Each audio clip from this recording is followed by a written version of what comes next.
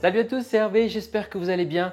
Ça sent bon, ça sent les fêtes. On va faire aujourd'hui des muffins. Alors vous connaissez peut-être les mendiants, ces petits chocolats plats avec plein de bonnes choses dessus. Et bien aujourd'hui, on s'inspire des mendiants pour faire des muffins de Noël chocolat façon mendiant. Vous allez voir, ils sont super gourmands. Vous allez pouvoir les manger en famille, entre amis, les offrir, c'est super. Comme d'habitude, vous retrouvez tous les ingrédients en description de cette vidéo. Pour réaliser les muffins de Noël façon mendiant, vous aurez besoin de 250 g de farine, 100 g de sucre blond, 50 g de noisettes grillées, 50 g de raisins secs, 50 g de noix de pécan, 50 g de pistaches grillées non salées, 100 g de beurre, un demi-sachet de levure chimique, 250 g de chocolat noir à pâtisser, 150 g de yaourt grec et 2 œufs. On attaque pour les muffins. La première étape, on va faire fondre le chocolat et le beurre. Alors moi, mon beurre, j'ai déjà fait fondre. Vous pouvez mettre le beurre en morceaux. L'idée, c'est vraiment de créer une émulsion entre le chocolat et le beurre tout à l'heure. Chocolat noir à pâtisser, beurre doux. Petite astuce, si vous voulez des muffins moins riches, déjà, je réduis la quantité de beurre par rapport à des muffins classiques et je mets un yaourt grec. Vous pouvez aussi partir sur de la crème épaisse, par exemple, à 15%, un peu allégée, pour remplacer le beurre. Voilà, ça peut fonctionner. Il y aura forcément moins de calories. C'est la petite astuce si vous vous demandez comment réduire un petit peu les calories de ces muffins, mais en même temps, c'est les fêtes, il faut se faire plaisir. Et le beurre, c'est vrai que ça va apporter beaucoup de moelleux. Quand j'ai tranché mon chocolat en morceaux, on va le mettre au micro-ondes. Alors c'est 2 fois 30 secondes à peu près. J'ai gardé 50 g de chocolat pour faire des pépites sur les muffins. Le beurre recouvre bien le chocolat. Je mets au micro-ondes et je vous retrouve.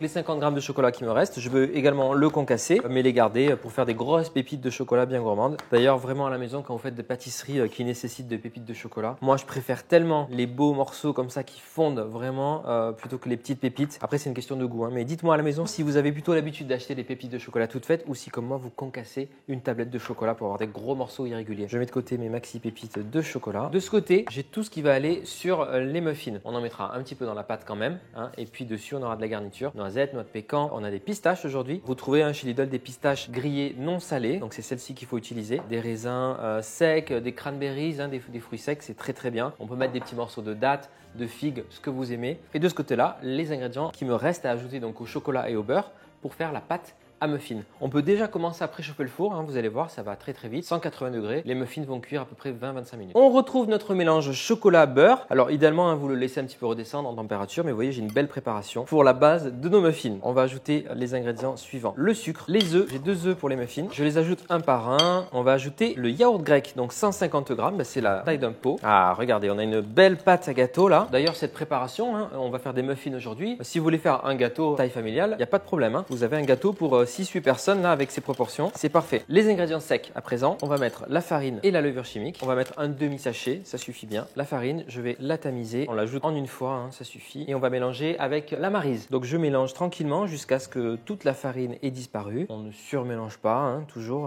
un peu comme quand on fait des cookies. Alors, regardez cette belle pâte à muffins. J'ai une jolie pâte à gâteau là, c'est super. Et ça a vraiment le goût du chocolat. Parfois, on a des recettes où on met du cacao en poudre non sucré. Alors c'est vrai que ça colore et le goût du chocolat. Parfois, on le cherche. Là, avec une tablette entière, je peux vous dire que ça aura vraiment un bon goût de chocolat. Ce qu'on va faire, c'est ajouter un petit peu de garniture à la préparation. J'en garde évidemment pour mettre sur les muffins, mais je peux mettre la moitié de pépites de chocolat aussi. Et on va concasser rapidement les noix de pécan. On peut vite trier, on se garde les plus belles pour mettre sur les muffins. Les noisettes, je vais en garder quelques-unes aussi, et les pistaches. Je vais concasser tout ça au couteau.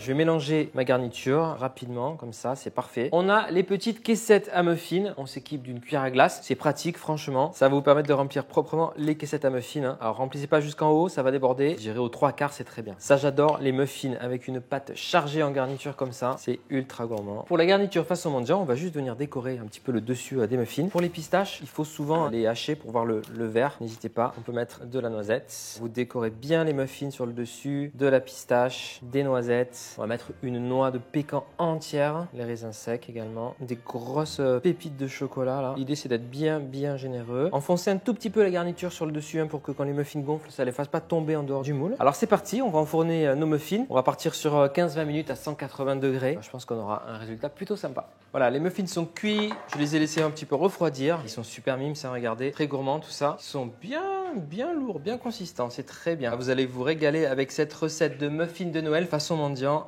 Hop, voilà. Tout rentre dans l'assiette, c'est parfait. Si vous avez envie d'une touche très gourmande, on peut saupoudrer un peu de sucre glace, faire couler un peu de chocolat dessus. C'est vraiment vous qui voyez, mais si vous avez du chocolat fondu dans une petite pochette douille là, hop, vous faites un cœur coulant au chocolat. C'est pas mal. Moi, je vais mettre un petit peu de sucre glace. Petite touche finale, juste pour apporter du contraste, pas trop, pour pas cacher voilà, tous les toppings de nos muffins. Je pense que vous allez vous régaler avec cette recette. J'espère que vous serez nombreux à la refaire, peut-être pendant les vacances de Noël. N'hésitez pas à me dire en commentaire ce que vous en pensez, si vous aimez la recette. Encore une fois, partagez à un maximum d'amis cette vidéo, likez, laissez un petit commentaire. Et si ce n'est pas encore fait, on vous attend. Abonnez-vous à la chaîne Lidl Cuisine. Je vous souhaite à tous, au nom de l'équipe Lidl Cuisine, de très belles fêtes de fin d'année. À bientôt.